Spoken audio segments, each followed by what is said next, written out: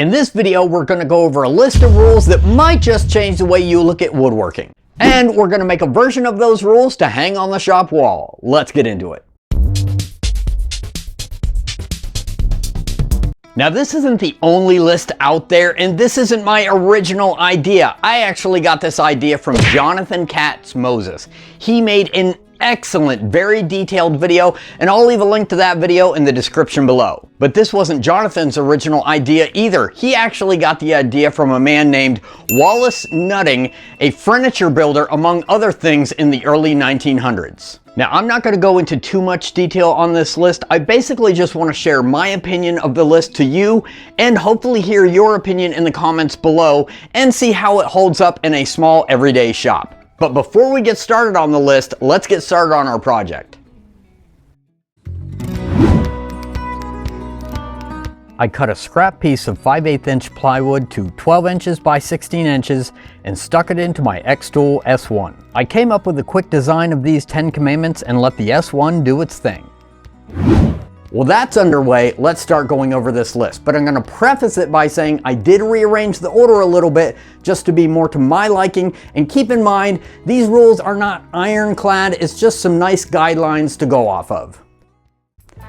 Number one on the list is safety first, and I really can't believe this wasn't number one on the list to begin with, because in my book, safety should always be at the forefront of your mind every time you enter the shop. Now, I know there's going to be a bunch of guys saying, well, I only had to make one cut. Well, I've been doing this for 30 years. I'm always super careful. But at the end of the day, it only takes one little slip up to change your life. Taking the extra time to apply your PPE and be extra careful in the shop is going to be worth it in the long run. Number two is going to be have fun. I think this kind of goes without saying. If I ever get into a place where I start getting extra frustrated in the shop, I know I need to take the time to just step back. Get it together, man. Take a moment, because if I'm not enjoying it, why am I doing it? Number three is going to be consider your source. Basically, where are you getting your information from? As much as I appreciate this day and age where we can all share with each other and learn from each other, it can easily become a two-edged sword, as some people will share out of their inexperience or lack of knowledge and lead people in a wrong direction. Let me give you a little bit of an example. You have seen me use these clamps many times in my videos. These are so handy for putting together frames or boxes. I was watching a tool review video, and this person was totally trashing this tool, saying that it was a horrible tool, very difficult to work with, and nobody should ever buy it ever. Now, I have no problem with people giving their opinions, but I want to make sure that whoever I'm learning from actually has good experience that they can teach out of.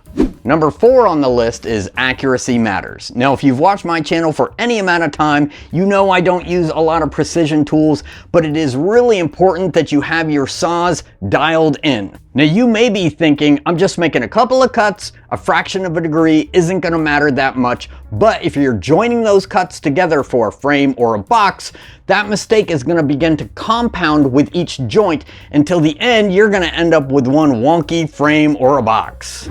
Number five on the list is going to be measure once, cut once. I know. Most of us are thinking, isn't the saying measure twice, cut once? But really, if you're precisely marking your wood, then you should only have to measure once. That's why it's really important to use a nice fine pen, pencil, or even better yet, a marking knife, which I don't have yet. Once you have your mark nice and precise and you can cut right on that mark, that will save you from having to remark or recut a whole bunch of times.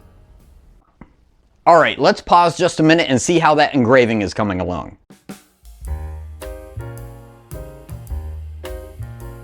I really think this engraving came out great. Just look at how crisp the lettering is straight out of the S1. To frame the engraving, I'm using one of my frames that I made. When I make frames, I usually make a few extras to have around for other projects. Before mounting the engraving in the frame, I decided to stain the frame to add a bit of contrast. I have a full video on how to make these frames if you're interested. I'll leave a link to that video in the description below. All right, while that's drying, let's continue the list. Rule number 6 is going to be use good, sharp consumables. I actually just talked about this a few videos ago. Using a new blade or new sandpaper can save you so much time, energy, and save you from frustration while working on a project. Yes, it may cost you a little bit more, but it's definitely going to be worth it in the long run. A good way to keep those blades nice and sharp is to take small bites. Like I always say, don't try to force it, let the blade do the work. Number 7 on the list is going to be don't point out your own mistakes. Now, it's one thing if I'm pointing out something to you on a video that I would have done differently so we can all learn together. It's another thing if you're selling a product to someone or giving a gift to someone and you point out something that they never would have seen to begin with. You're not only opening their eyes to something they probably didn't see, but you're also opening a door for unwarranted criticism that they can offer about other things that they're now seeing. At the end of the day, it's better to just take those mistakes and learn from them ourselves on the next go around rather than opening that door to someone who probably wouldn't have ever noticed if we hadn't said anything. Number 8, practice makes perfect. I'm sure there's a few techniques that you kind of avoid because you feel like you've never really been good at it. Well, cut it out. Just put aside a little bit of shop time, grab some scrap wood and say, today I am gonna just practice this technique or this jointing method until I can get it better. Do that every day, week, or month, and eventually it'll be something that you're really good at and that you might actually enjoy doing.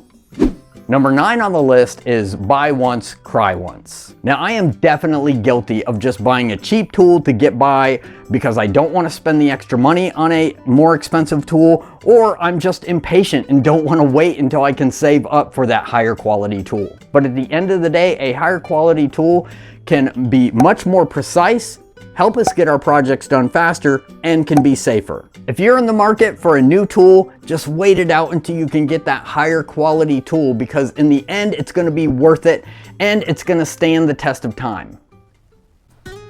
Number 10 on the list is learn to read grain direction. Now, this isn't the typical grain direction that you may be thinking. This is learning to read the grain direction of the fiber of the wood. Now, we all know that wood is made up of little fibers, and even on this pre-sanded pine, I can feel the direction of the fibers because when I rub my hand one way, the wood is super smooth, and when I rub my hand the other way, it almost kind of feels a little bit like peach fuzz. Where this is going to matter is if you're using a planer or any kind of hand plane because you're going to get a lot more chips if you go in the opposite direction of the fibers. Now, I don't have a planer and I don't use a lot of hand planes, but I have noticed this to come into play when I'm wood carving because I definitely get a lot more chip outs when I'm going in the opposite direction of the fiber. So in some cases, it's really good to know the direction of the fiber of the wood. Out of all the rules on the list, this is the one that I thought about replacing. So let me know in the comments below if you think it's worthy of being in the top 10 or if it should be replaced with something else. All right, with our list complete, let's go ahead and finish that project. With the frame dry, I could mount the engraving using glue and brad nails and add some hanging hardware to the back.